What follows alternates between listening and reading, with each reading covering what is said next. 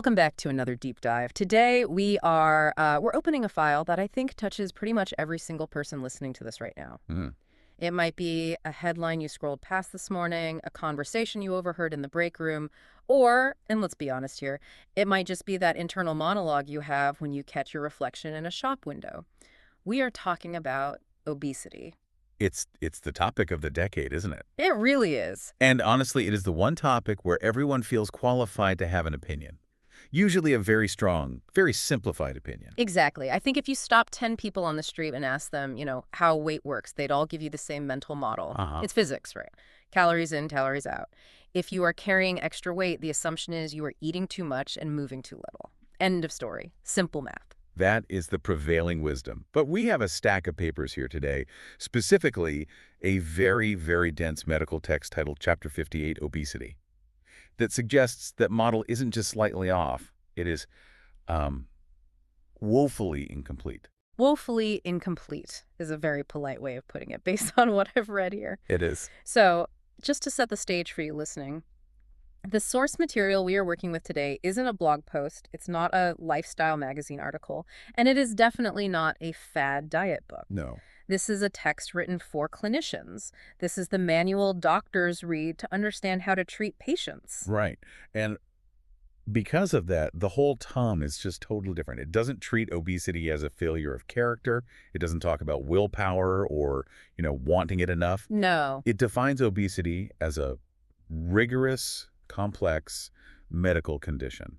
It talks about pathophysiology. That word, pathophysiology, it does a lot of heavy lifting in this text, doesn't it? It implies there are biological gears turning under the surface that we just can't see. Precisely. The text defines obesity as an imbalance between energy intake and energy expenditure over time, which leads to increased energy storage. But, calling it an imbalance makes it sound like a simple accounting error you can fix with a calculator. Right, like balancing a checkbook. Yeah.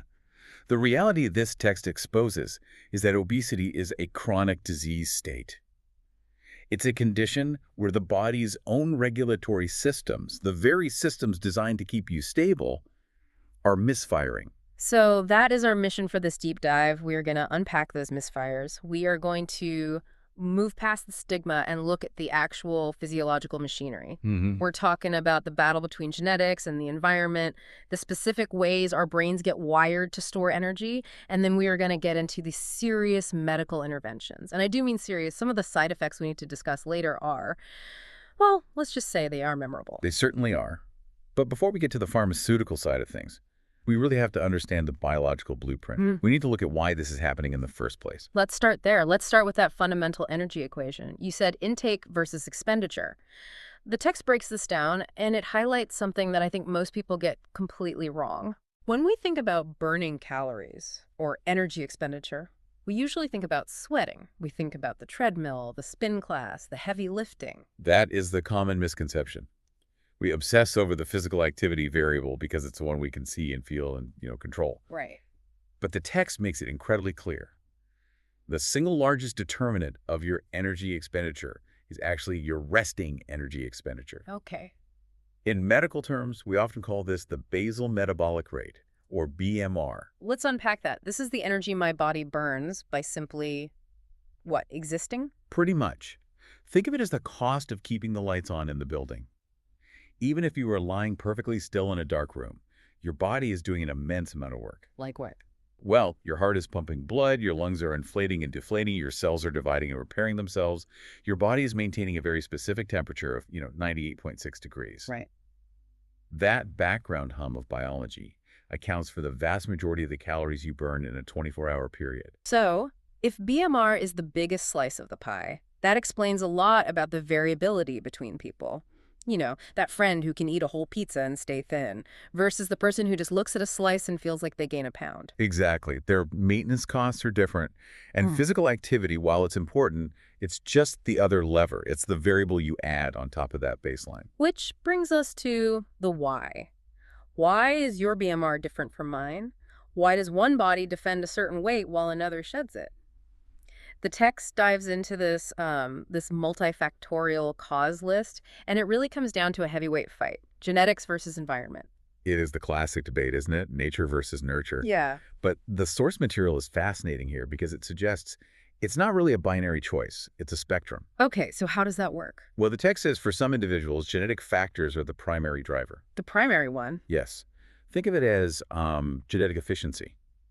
Evolutionarily speaking, being efficient at storing energy was a superpower. That's a good way to put it. If you were a hunter-gatherer 10,000 years ago, and you could store fat easily during times of plenty, you survived the famine.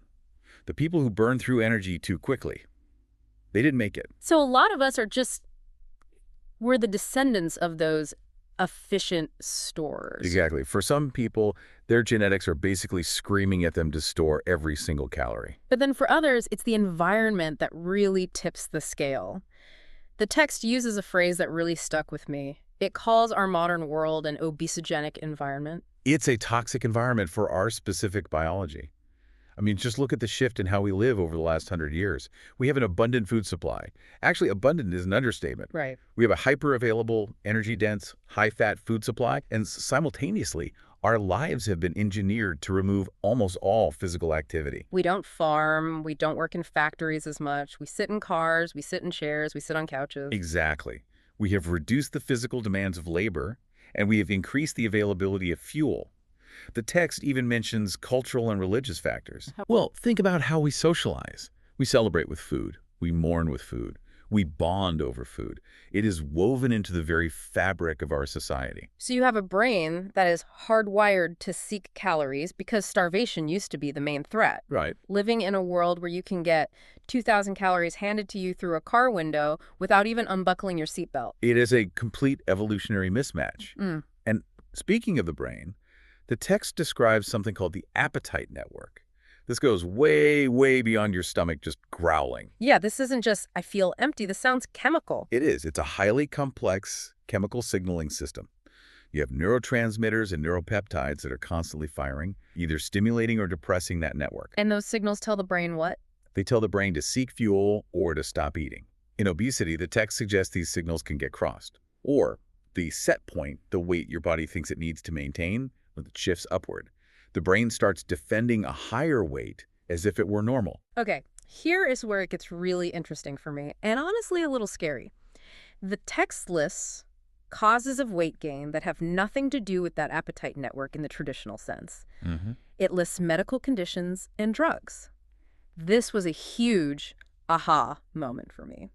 This is such a crucial point for empathy, both for clinicians and for the general public. Sometimes weight gain is a symptom, not a cause. Right. The text lists conditions like Cushing disease, which involves an excess of cortisol. It mentions growth hormone deficiency. It talks about genetic syndromes like Prader-Willi syndrome, where the drive to eat is literally insatiable due to a genetic error. So in those cases, the obesity is just a downstream effect of some kind of hormonal malfunction. It is. But it's the medication list that really caught my eye. I mean, these are drugs that people take to save their lives or manage really serious conditions. And the text basically says, oh, by the way, these cause weight gain. It is a significant and deeply ironic list. Insulin is a major one. Okay, explain that. Think about the cruelty of that mechanism for a moment. Yeah. You have a patient with type 2 diabetes. They are insulin resistant. You give them insulin to lower their blood sugar and save their organs from damage. Which is good. It's life-saving. But insulin is a storage hormone. Its job is to promote fat storage. So the treatment for the diabetes can cause weight gain, which in turn can make the diabetes harder to manage. That is a vicious cycle. It is. And it's not just insulin. The text lists corticosteroids, which are used for inflammation and autoimmune issues. It lists some antidepressants, antipsychotics, and anticonvulsants used for epilepsy. Right. So you might have a patient who is successfully treating their severe depression or their seizure disorder, but the metabolic cost is that their body starts hoarding energy. It creates a very, very difficult clinical scenario where the doctor and patient have to balance the benefit of the drug against these metabolic consequences. Before we move off the biology, I have to ask about the fat itself. Because again, the mental model is that fat is just fat. It's like a storage unit or a pantry on your hips. But the text distinguishes between two types, white adipose tissue and brown adipose tissue. Yes, and this is a relatively recent understanding in the broader medical field, but it's absolutely vital. White adipose tissue is exactly what you described. It manufactures, stores, and releases lipids. It is the storage depot. Okay, and the brown adipose tissue? Brown fat is completely different. It's a burner. It dissipates energy, via something called uncoupled mitochondrial respiration. Okay. Uncoupled mitochondrial respiration. That sounds incredibly technical. Can you break that down for us? Sure. So inside all of your cells, you have mitochondria. They're the power plants. Right. Usually they take fuel and turn it into something called ATP, which is usable energy for the cell. In brown fat, that process is uncoupled. So instead of making ATP, the mitochondria just spin their wheels and release that energy as heat. So it's basically a furnace. Exactly. The text notes that adrenergic stimulation can activate this process. In a perfect world, we would all have more of this brown fat just torching calories in the background to keep us warm. Is that why some people are just always hot and seem to stay thin no matter what? It is likely a factor. And frankly, that is an area of intense research right now. How to convert white fat to brown fat, or how to activate the brown fat we already have. Oh. But for the purpose of this deep dive, the key takeaway is simply that not all body mass is doing the same thing. Okay, so we have established that the machinery is incredibly complex. We have genetic loading guns, toxic environments, confusing brain signals, and different types of fat. Now, let's talk about how we actually diagnose this. Section 2 of our outline is the diagnosis. And apparently just stepping on the scale is not enough. No, and this is a critical distinction the text makes. Weight is just a data point. The real issue, the medical issue, is the risk associated with that weight. And to understand risk, you have to understand central obesity. This is the location, location, location rule of body fat, right? Exactly. The text makes a clear distinction between subcutaneous fat, the stuff you can pinch on your arm or your leg, and intra-abdominal or visceral fat. And that's the bad stuff. That's the stuff stored deep in the belly, wrapped around your liver, your pancreas, your intestines. This is the dangerous kind. Why is that specific location so much worse? Is it just because it's crowding the organs? It's not just mechanical crowding. It's that visceral fat is metabolically active. It's like an angry organ itself. An angry organ. It releases fatty acids and inflammatory substances directly into the portal circulation, which goes straight to the liver. This leads to hypertension, dyslipidemia, which is, high cholesterol type 2 diabetes, and cardiovascular disease. The text also lists osteoarthritis and reproductive system changes. It really affects the whole system. It does. So to assess this risk, we have two main metrics. The first, which everyone has heard of, is BMI, or body mass index. The math segment. Let's run through it quickly so everyone knows the baselines. BMI is your weight in kilograms divided by your height in meters squared. Right. And while BMI isn't perfect, it doesn't distinguish between a bodybuilder's muscle and body fat. It is the standard screening tool. So what are the numbers? The text gives us the specific classifications from Table 58-1. A normal BMI is 18.5 to 24.9. Okay. Overweight is 25 to 29.9. Then we hit the obesity classes. Class 1 is 30 to 34.9. Class 2 is 35 to 39.9. And then there is class 3. Yes, extreme obesity, or class 3, is a BMI greater than or equal to 40. But because BMI has those flaws we mentioned, the text says it isn't enough. There's a second metric that acts as a sort of a tiebreaker or a clarifier. Yes, waist circumference. Right. The text calls waist circumference the most practical method for characterizing central adiposity. Remember, BMI tells us how much mass you have. Waist circumference tells us where it is. It's the detector for that dangerous visceral fat. And there is a specific way to measure this, isn't there? You don't just suck it in and wrap the tape around where your pants sit. No, definitely not. The measurement technique is very specific. You find the top of your hip bone, the iliac crest, and the bottom of your last rib. You measure the narrowest circumference between those 2 points. Okay, and what are the danger zones? When should you be concerned? For men, a waist circumference greater than 40 inches, or 102 centimeters, indicates high risk. For women, it's greater than 35 inches, or 89 centimeters. And here's the kicker for me. The text notes that even if you are of normal weight according to your BMI, if you have a high waist circumference, you are at increased risk. That is such a critical nuance. You often hear the term skinny fat. Yeah. You might not be heavy overall, but if you are carrying everything in the center, your metabolic risk profile could look like someone with class I obesity. The scale is lying to you, but the tape measure is telling the truth. So we've diagnosed the issue, we understand the risks, now we have to fix it. This brings us to Section 3, the general approach to treatment. And the first thing the text does is manage expectations in a way that I found really surprising. This is perhaps the most important takeaway for any listener who has struggled with weight. We have to define success. The goal of medical treatment for obesity is typically not to get the patient back to a normal BMI of 22. It is not about looking like a fitness model. The goal, according to the text, is a weight loss of 5% to 10%. That sounds modest. If someone weighs 250 pounds, 10% is 25 pounds. They're still 225. They're still technically obese. Is that really a success? Medically, Yeah. absolutely. A huge success. The text is explicit here. Losing just 5% to 10% of your initial weight significantly improves comorbid conditions. Like what? We see blood pressure drop. We see blood glucose control improve dramatically. We see lipid profiles get better. We are not treating vanity. We are treating physiology. The risk of dying from a heart attack drops significantly with that modest loss. And the pace matters too, right? The text warns against crash diets. Right. A reasonable goal is 0.5 to 1 kilogram per week, which is about 1 to 2 pounds. Rapid weight loss can trigger other issues, like gallstones, and it almost always leads to rapid regain. So how do we get there? The text outlines 3 pillars of lifestyle modification: Diet, physical activity, and behavior modification. Let's look at diet first. The text says, and I'm quoting, "Regardless of the program, energy consumption must be less than energy expenditure." There is no magic food. It just comes down to the math. Whether you do low carb, low fat, keto, or Mediterranean, if you are not in a deficit, the stored energy will not be used. The diet needs to be balanced to ensure you get nutrients, but the deficit has to be there. Then physical activity. We know this burns calories, but the text adds that it augments weight loss and improves cardiovascular risk. It almost seems like diet drives the weight loss and exercise maintains the health. That's a fair summary. Exercise is critical for maintaining weight loss and for heart health, but it's often very hard to outrun a bad diet. But the third pillar is the one that often gets overlooked: behavior modification.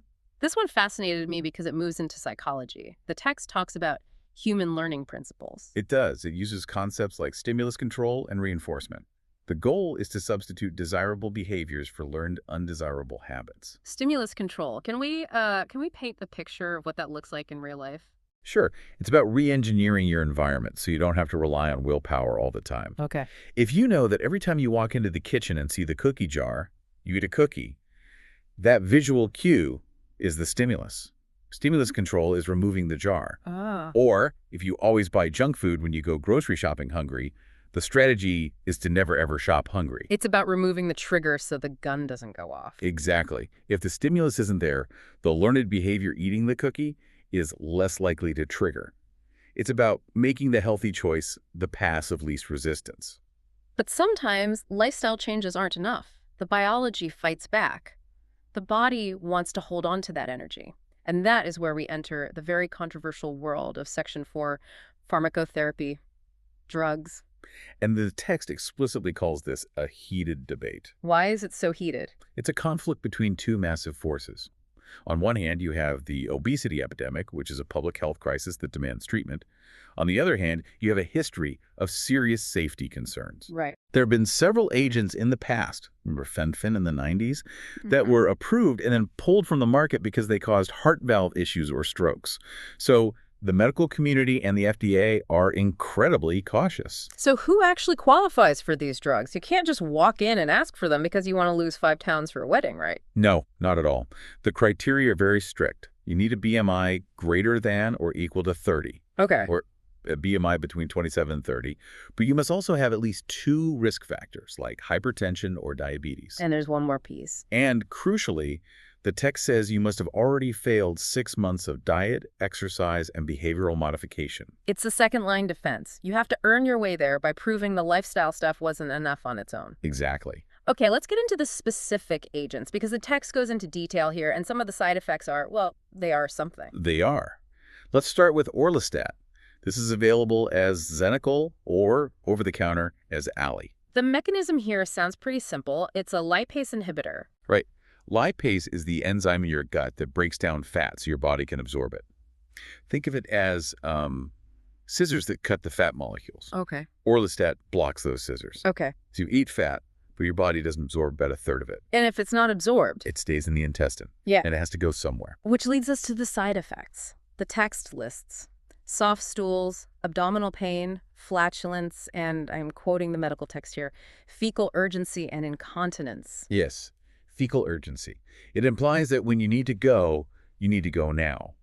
And looking at the mechanism, since you have undigested oil in your system, this basically means oily spotting. That is horrifying. I mean, truly. And the text actually says these GI side effects occur in 80% of individuals. That is a massive number. It is, 80%. Yeah. But the text also notes that it usually improves after 1 to 2 months. Why? Does your body just get used to it? Not really. It improves because patients learn very, very quickly to avoid high-fat meals while on the drug. It's essentially aversion therapy. Oh, I get it. If you eat a greasy burger and then have fecal urgency, you are probably not going to eat that burger again. That is one way to change behavior, I guess. Scare tactics. It's also really important to note that because you are not absorbing fat, you are not absorbing fat-soluble vitamins A, D, E, and K. So patients have to take vitamin supplements. And it can interfere with oral contraceptives. A very serious consideration, yes. Okay, moving on from orlistat, let's talk about lorcaserin, brand name Belvic. This one works on the brain. Correct. It is a selective serotonin receptor agonist, specifically 5-HT2C. It activates receptors in the brain to suppress appetite. It essentially tricks the brain into thinking you are full or satiated. But there is a rule here, a very specific one. If you don't achieve a 5% weight loss by week 12, the text says to discontinue it. That is the stopping rule. If it hasn't worked in 3 months, it is not going to work. There's no point in continuing to take a drug that affects your brain chemistry if you are not seeing results. And the side effects for this one? Headache, dizziness, fatigue, dry mouth.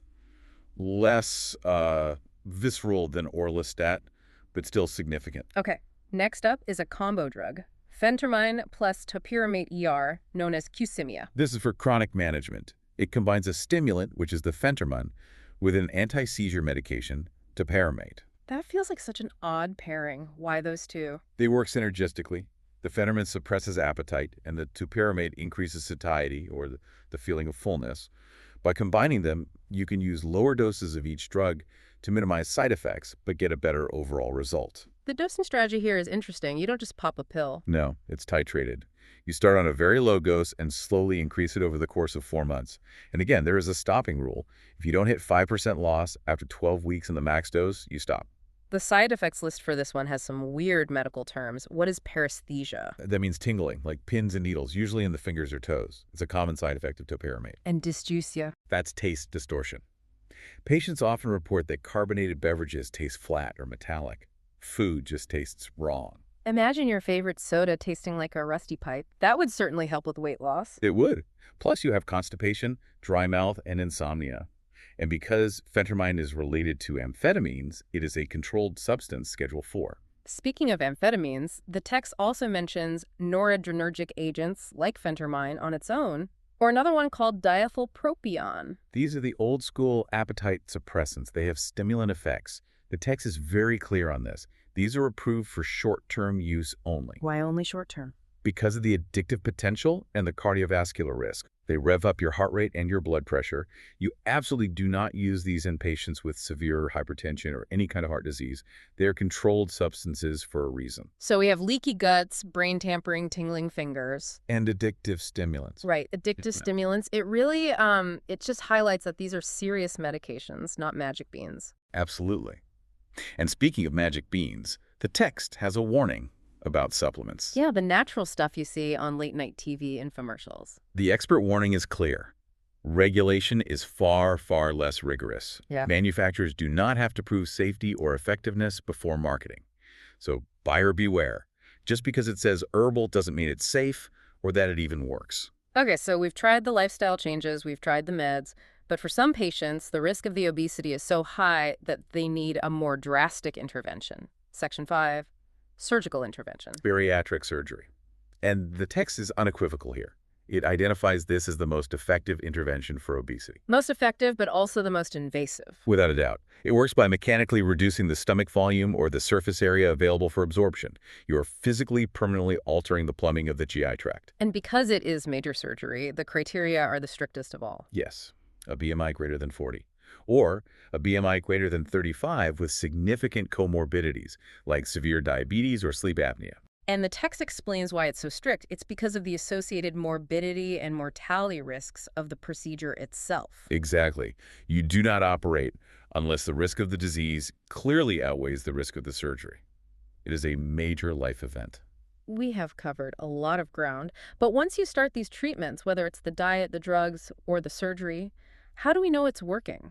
Section 6 is about evaluation and monitoring. You can't just write a prescription and say, see you in a year. Yeah. The checkup schedule is, or should be, intense. The text says once or twice monthly at first. Yes. You need to monitor weight, waist circumference, blood pressure. And for diabetics, it says weekly visits might be necessary initially. Weekly? That's really intense. It has to be. Yeah. When you start losing weight, your blood glucose levels can change very rapidly. If you are on insulin or other diabetes meds and you lose weight, your insulin sensitivity goes up. So you need less medication. You need less. If you keep taking the same dose, you might become hypoglycemic. Your blood sugar could crash. You need tight supervision to dial back the meds safely. And there is a pull the plug rule mentioned for the medications generally. We touched on this with the specific drugs, but it applies across the board. If a patient hasn't lost weight after 3 to 4 months on a medication, the therapy should be discontinued. It is not working for them. That seems harsh, but I guess it goes back to the risk-benefit analysis. If you aren't getting the benefit, you shouldn't be exposing yourself to the side effects. Exactly. It prevents patients from staying on drugs that cost money and have potential side effects indefinitely without any results. It forces the clinician to reevaluate the strategy. So let's bring this all together. We started with the idea that obesity is just calories in, calories out, and we have ended up discussing brain chemistry, genetic blueprints, mitochondrial uncoupling, and fecal urgency. It is quite a journey. We have moved from the simple math of BMR to the real intensity of medical management. And if there is one structural thing to take away, it's that treatment is a ladder. Yes. You start with lifestyle. That is the base. If that's not enough, you add meds. If that's not enough and the risk is high enough, you consider surgery. But notice, you never stop the lifestyle part. Right. The text says medication is always an adjunct to diet and exercise, not a replacement. You don't take the pill and eat the cake. You take the pill so that you can stick to the diet that involves not eating the cake. And this brings us to the final takeaway. The text treats obesity as a chronic disease. That is the paradigm shift. It requires long-term management. There is no cure where you take a pill for 10 days and you are done. It is management, like asthma or hypertension. The text references a treatment algorithm, figure 58.1, which is basically a flowchart. If BMI is X, do Y. If risk factors are present, do Z.